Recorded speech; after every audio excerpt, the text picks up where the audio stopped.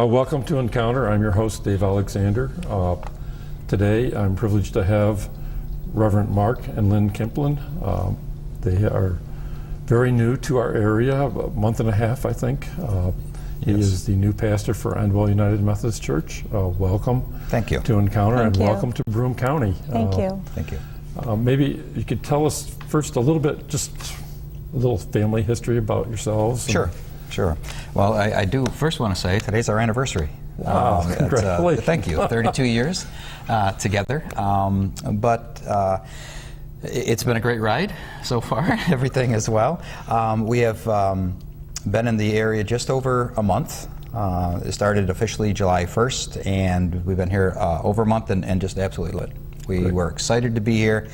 We were ready to be here. Our family dynamics, I'll let you say a little bit about the kids and such. I'll let her boast about the kids a little bit. Yeah, we met in college. Okay. And actually Mark was an answer to prayer for me.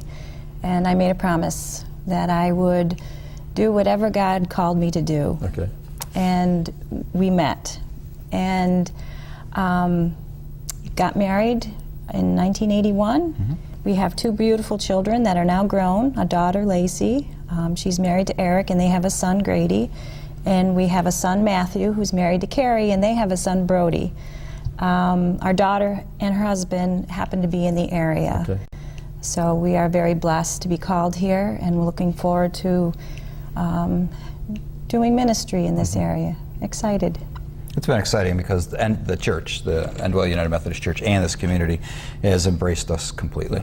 And there hasn't been, I understand it's the honeymoon period and such things, and I get that, but they've been very welcoming and have gone above and beyond the call of duty to make us feel welcomed. And we're in the area, and so far so good, and we love it. That's good. I've read your resume.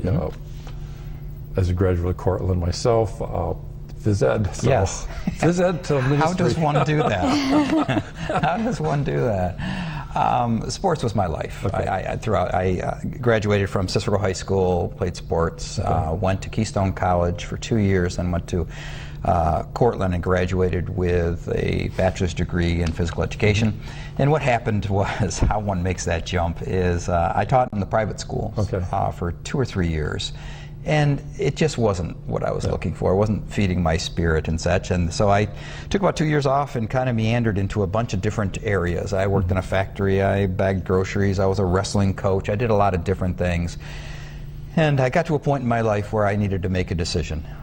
Do I answer my call that I feel came to me my junior year in high school, or do I continue to run away from it? And in my life, it was a lot more difficult running from the call than it was just to answer the call. Yeah. So that 2 years of just meandering around life and trying to get my head screwed on straight was the greatest blessing, looking back on it. Yeah. So how does one become a phys ed teacher and a pastor? It's a winding road and such things. But she did not marry a pastor. No, she I married a phys ed teacher. So your life changed. Totally. Yes. Totally. Those 2 years that he was kind of searching were a huge struggle for us. But it is definitely something that I think we would go through again, because it's where we are today. It was the journey that brought us here. Because one of the things, we know struggle. I mean, boy, We've talk about been financial there. hardships and such Financially. things. We were really, really, really hurting. And it was amazing. One day, I was a wrestling coach working in a factory, and literally the next day, we were on our way to Washington, D.C., where I served as a student pastor and attending seminary full-time. Wow. So, I mean, it was instant. Yeah. So, baptism by fire. And we had 2 small children. Our daughter was just born. As a matter of so fact, then you're carrying she was them only off. 3 weeks old. Our son was 2. So we were just plopped right into ministry. So. Yeah. Now I do know that, and reading and kind of researching the website you came from Fulton, where you're there for 17 years. Yes. That really the two of you consider yourselves partners in faith as far as the faith journey. So that's a very amazing thing, because you don't hear that. No, you in don't. fact, as we were talking beforehand, very seldom do you see a pastor and pastor's wife tied together. And it's been that way really since day one. when I did the student pastorate, it was at Dickerson United Methodist Church, a very small rural church. As a matter of fact, it was the only church in the district that didn't have an indoor bathroom. So we're talking rural. One with the okay. moon on the outside. Yes. You got it. You got it. So they either went out The back. church had an outhouse. Yeah, they went to the outhouse or the parsonage, one or the other. But that was 3.5 years of blessing, and she jumped right in. I mean, she was doing Christmas pageant, she was doing the Sunday school.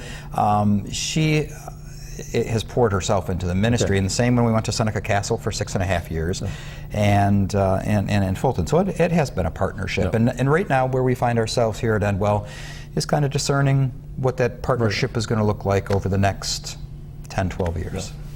So That's good. we're ready to roll up our sleeves and see where God leads us in that.